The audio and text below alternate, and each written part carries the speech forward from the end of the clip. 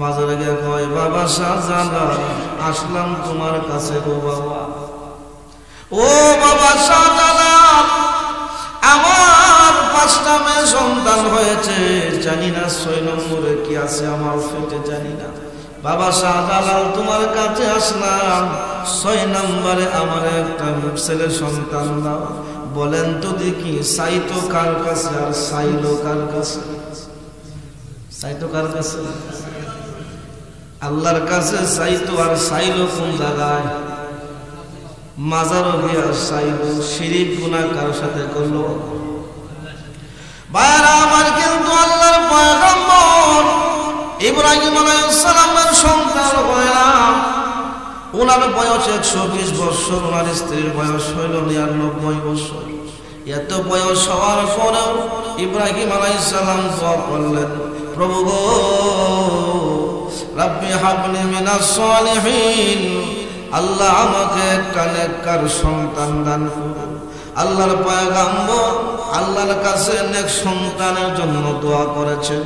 আমাদেরকে শিক্ষা দেয়া গেলেন, ও দুনিয়ার ইমানদারেরা, যখন তোমাদের কারো সন্তান হয় না তখন তোমরা আল্লাহর কাছে সন্তান চাও। মাজারে গিয়া সন্তান চাই না, বাবার কাছে গিয়া সন্তান চাইবা না, তোমার বাবার কাছে গিয়া সন্তান চাইবা না। শাহজালাল মাজারের কাছে সন্তান চাইবা না, সন্তান একমাত্র চাইব কার কাছে? আল্লাহর কাছে সন্তান চাইব। ভাইরা আমার, বলেন তো দেখি আমাদের জাতির পিতার নাম কি? কন্যাতে আপনারা অনেক কেউ কেউ শেখ মুজিবুর রহমান, এই কারণে সবাই হয়েছে না।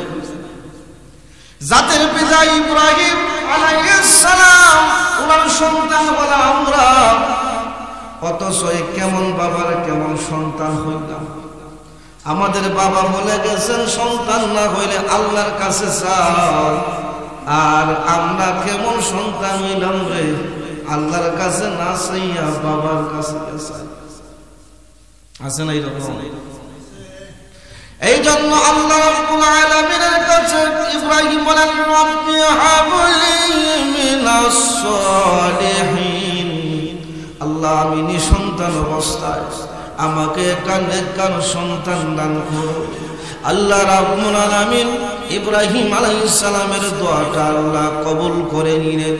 আল্লাহ বলেন, ও ইব্রাহিম ফাবাশশারনাহু বিগুলামিন হালিম, আমি আল্লাহ তোমাকে একটা সহনশীল পুত্রের সুসংবাদ দিলাম। ও ইব্রাহিম, তুমি আমার কাছে চেয়েছো রাব্বি হাবলি মিনাস সালিহিন, নেক সন্তান চেয়েছো।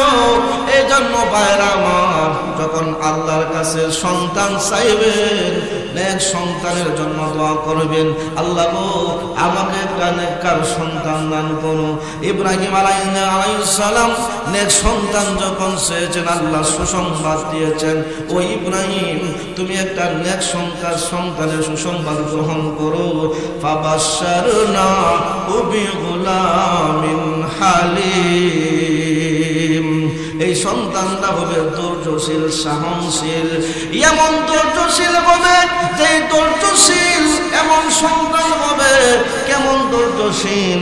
এরপরের আয়াতে আল্লাহ বলেন, ফালাম্মা বালাগা মাআহুস সা'য়া ক্বালা ইয়া বুনাইয়া ইন্নী আরা ফিল মানাম আন্নী আযবাহুকা ফানজুর মাযা তারা। ইব্রাহিম আলাইহিস সালামের সন্তান ইসমাইল যখন দুনিয়াতে আসলো, অনেক লম্বা ইতিহাস। ভাইরা আমার, কোন রিওয়ায়াত আসছে সন্তানের বয়স যখন 7 বছর হইল, আর এক রিওয়ায়াত আসছে ইসমাইলের বয়স যখন 13 বছর হলো।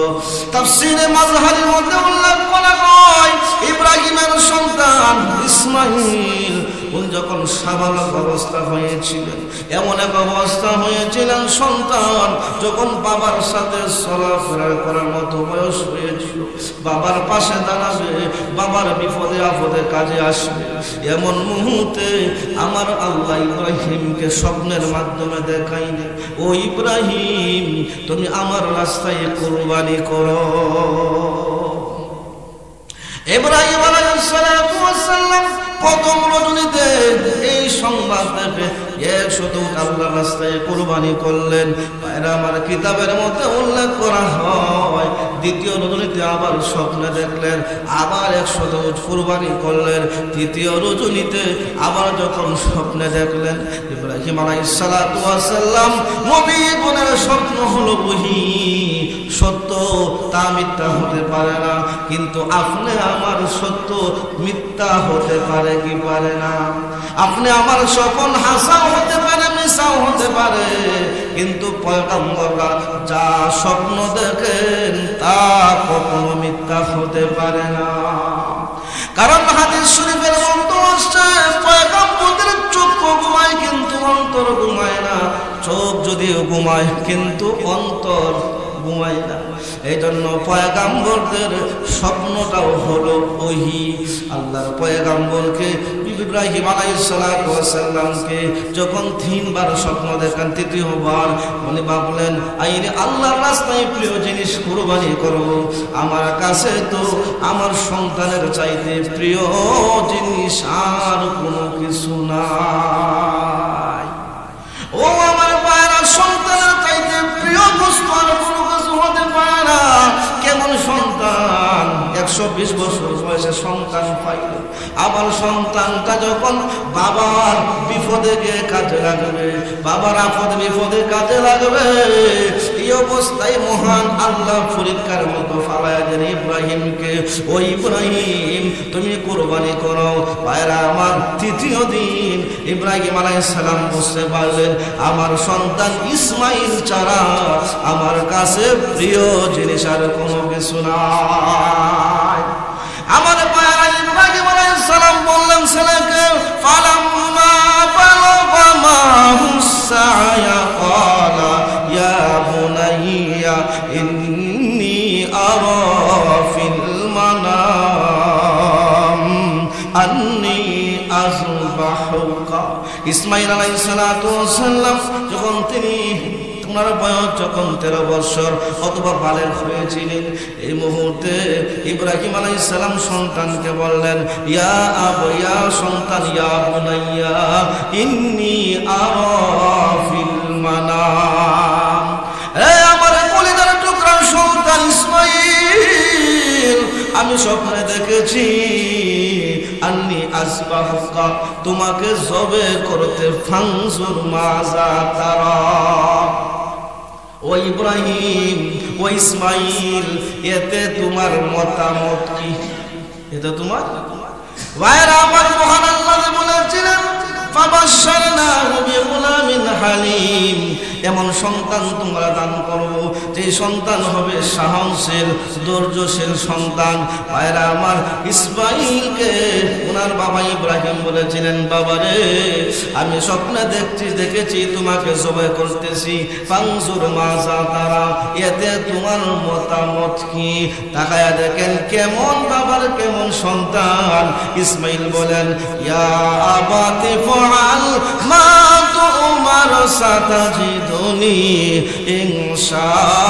ইনশাআল্লাহু মিনাস সাবিরিন। আব্বা গো, আপনাকে যে আদেশ করা হয়েছে তা আপনি পালন করে। 13 বছরের বাচ্চা, চিন্তা করছেন? আব্বা, আপনারা আল্লাহ যা আদেশ করেছে আপনি তা পালন করেন। এতে বোঝা গেল সবে হওয়ার জন্য ইসমাইল প্রস্তুত কি প্রস্তুত না? কথা কই না দি? ভাইরা আমার, ইব্রাহিম আলাইহিস সালাম উনাকে মহান আল্লাহ স্বপ্নের মাধ্যমে দেখাচ্ছেন ছেলে কুরবানি করার জন্য। ইচ্ছা করলে ছেলের মত না নিয়েও জবে করতে পারতেন, জোরে কম কথা ঠিক কিনা? কিন্তু ছেলের মতামত কেন নিলেন? ইব্রাহিম আলাইহিস সালাম ছেলেকে পরীক্ষা করলেন, এমনকি ছেলে যদি সম্মতি হয়ে যায় কুরবানি করতে আরো সহজ হয়ে যাবে। এজন্য কুরবানি সহজ করার জন্য আল্লাহ ইব্রাহিম আলাইহিস সালাম ওনার সন্তানের মতামতটা নিলেন। সন্তান কি বলছেন? ও মা, ও আব্বা, আপনাকে যে আদেশ করা হয়েছে আপনি তা পালন করেন। সাতাজিদুনি ইনশাআল্লাহ মিনাস সাবিরিন, আপনি আমাকে সবরকারীদের মধ্যে পাবেন ইনশাআল্লাহ। আপনি আমাকে সবরকারীদের মধ্যে পাবেন ইনশাআল্লাহ। ভাইরা আমার, ইসমাঈল আলাইহিস সালাম উনিও কি করলেন? জবে হওয়ার জন্য, কুরবানি হওয়ার জন্য উনি মত হয়ে গেলেন। আল্লাহ বলেন ফালাম্মা আসলামা ওয়া তাল্লাহু লিল জাবিন। ফালাম্মা আসলামা, ইসলাম শব্দ অর্থ নত হওয়া। তারা যখন উভয়জন নত হয়ে গেল, অর্থাৎ আল্লাহর সামনে নত হয়ে গেল, বাবা সন্তানকে কুরবানি করার জন্য আর সন্তান কুরবানি হওয়ার জন্য উভয় যখন আল্লাহর কাছে নত হয়ে গেল, আমার ভাইরা দেখেন ছেলেকে যখন বাবা যখন কাট করে শুয়াইলেন, অর্থাৎ ছেলের বাবা নত হয়ে যখন তারা মিনার প্রান্তরে চলে গেলেন, আল্লাহু আকবার, এইদিকে রাস্তায় যাওয়ার পথে অনেক লম্বা ইতিহাস। ইব্রাহিম আলাইহিস সালাম ওনার স্ত্রীকে বললেন, আমার ছেলেটাকে সুন্দর করে সাজাইয়া দাও। আল্লাহু আকবার, যখন তারা মিনার প্রান্তে যাওয়া শুরু করে দিয়েছে, এইদিকে শয়তান ইব্রাহিম আলাইহিস ইসমাঈলকে দুকাইতে শুরু করছে, ও ইসমাঈল, তোমার আব্বা তো তোমাকে কুরবানি করার জন্য, জবে করার জন্য তোমাকে নিয়ে যাইতেছে। শয়তানের ওয়াসওয়াসা। যাই হোক ভাইরা, অনেকবার 3বার ওয়াসওয়াসা দেওয়ার পরে অনেক লম্বা ইতিহাস। আমার ভাই তখন লাশ পড়ে ইসমাঈল আলাইহিস সালাম বলে, এই শয়তান শোনো, আমার আল্লাহ যদি আমাকে আদেশ করে থাকে কুরবানি হওয়ার জন্য, আমি ইসমাঈল 1বার নয় 2বার নয় 1000 বার কুরবানি হতে রাজি আছি। শয়তান আর পারল না, কোনো কিছু করতে পারলো না। যাই হোক, ছেলেকে যখন বাবা শুয়াইলেন জবে করার জন্য, আল্লাহু আকবার, ফেরেশতাদের মতো হাজারি শুরু হয়ে গেছে। আল্লাহ, তুমি ইব্রাহিমকে এই কি আদেশ দিলে? আল্লাহ, ও আল্লাহ, এমনি আল্লাহ রাব্বুল আলামিন বলেন, ও ফেরেশতারা বলেন, তোমরা শুনো, কোনো কিছু ফেরেশতারা বলেছিল, আমি ইব্রাহিমকে কেন খলিল বানাইলাম, ইব্রাহিম আমার কেন বন্ধু, আমি তাদের মাথায় তারা মনে যাও এই জিনিসটাই যাতে তারা পূরণ করতে পারে যে আমার ইব্রাহিম তার সন্তানের প্রতি মায়া বেশি না আমি আল্লাহর প্রতি মায়া বেশি, এইটা দেখানোর জন্য আমি আল্লাহ আদেশ করেছি। খলিল মাগনা বানাইছিলেন বন্ধু। দেখেন, আমার বন্ধু, আল্লাহ বলছেন আমার বন্ধু আমার চাই আমাকে বেশি মহব্বত করে না, তার সন্তানকে বেশি মহব্বত করে। ফেরেশতাদের মধ্যে হাজারি শুরু হয়েছে। আর কি হুকুম আল্লাহ দিলেন ইব্রাহিমকে? আমার ভাই ইব্রাহিম আলাইহিস সালাম ফুরিকার মধ্যে ফাঁস করে ফেললেন। ছেলে কুরবানি না হয়ে দুম্বা কুরবানি। আল্লাহ রাব্বুল বলেন, ফালাম্মা আসলামা ওয়া তাল্লাহু লিল জাবিন ওয়া নাদাইনাহু আইয়া ইব্রাহিম আসাদাকাতা রুয়া ইন্না কাযালিকা নাজজিল মুহসিনিন। ইসমাঈল এখনো জব হয় নাই। ওনার ছুরিটা, আল্লাহু আকবার, ওনাকে যখন ছেলেকে কাজ করে শোয়াইছেন, শোয়ানোর পরে ছেলেকে, আব্বা আপনি আমার হাত ফাবলা সুন্দর করে বাঁধালেন, আমার চেহারাটা চোখে বাঁধালেন, যাতে আপনার কুরবানি করতে সহজ হয়। ছেলে কত সুন্দর করে বলতেছে বাবাকে, চিন্তা করছেন কেমন ছেলে। আমার ভাইরা, যে কথা বলতেছিলাম, উনি সুইটা ভালো করে ভালো ছেলে সন্তানকে জমে করতেছেন, কিন্তু ইসমাঈলের গলা তো ছুরি ধরে। ছুরি, আচ্ছা কোন চাই ছুরিকে আল্লাহর আটকানোর ক্ষমতা আছে কিনা? নাই, অবশ্য আছে কিনা? না। দেখেন, ওনার সন্তানকে বারবার চেষ্টা করতেছেন জবে করার জন্য, কিন্তু আল্লাহ হইতেছে না। ইব্রাহিম আলাইহিস সালাম কি করলেন? রাগ করে ছুরিটা দূরে সরে দিলেন। যখন ফালাইয়া দিলেন, ছুরি এমন ধার ছিল, একটা পাথর ছুরিটা পড়ার সাথে সাথে পাথরটা 2 টুকরো হয়ে গেছে। এতে বোঝা গেল ছুরির ধার ছিল না, ধার ছিল, কিন্তু ছুরিকে কে আটকাইছেন?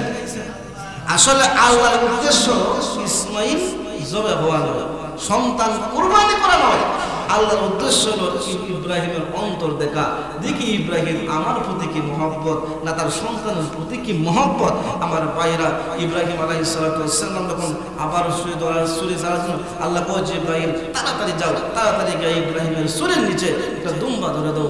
আমার ভাইরা, ওই যখন জবে করলেন, তাকায় দেখেন রক্ত পড়ে, উনি ভাবছেন যে আমার সন্তান ইসমাইলে জব হয়েছে, তাকায় দেখেন ইসমাইল দাঁড়ায় রয়েছে, দুম্বা জব হয়েছে।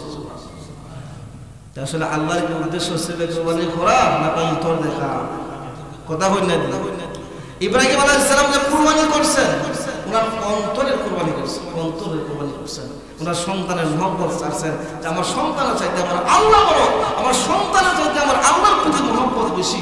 দেখেন এই কুরবানির ইতিহাস থেকে আমরা, সংক্ষেপ ইতিহাস থেকে এটাই বুঝি যে আমরা এটাই জানলাম যে আসলে কুরবানি আসলে আল্লাহর সন্তান কুরবানির উদ্দেশ্য নয়, আল্লাহর উদ্দেশ্য হলো অন্তরের কুরবানিটা।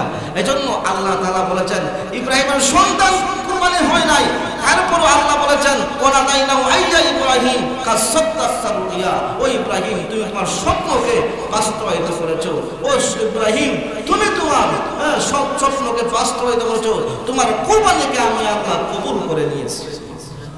সন্তান কুরবানি না হওয়ার পরেও আল্লাহ বলেছেন কুরবানিকে কবুল করে নিয়েছে। কেন বলছেন? অন্তর ঠিক আছে, অন্তর কি আছে ভাই? কথা হই না দিন। এই জন্য কুরবানির করার ক্ষেত্রে আল্লাহ বলেছেন লা ইয়ানালাল্লাহু লুহুমুহা ওয়ালা দিমাউহা ওয়ালাকিন ইয়ানালুহুত তাকওয়া মিনকুম। আল্লাহ বলেন তোমাদের কুরবানি করো, কুরবানির রক্ত মাংস আমি কোনো কিছু আল্লাহর কাছে পৌঁছে না। ওয়ালাকিন, আল্লাহ বলেন একমাত্র তোমাদের অন্তরের তাকওয়া, অন্তরের তাকওয়া আমি আল্লাহর কাছে পৌঁছে।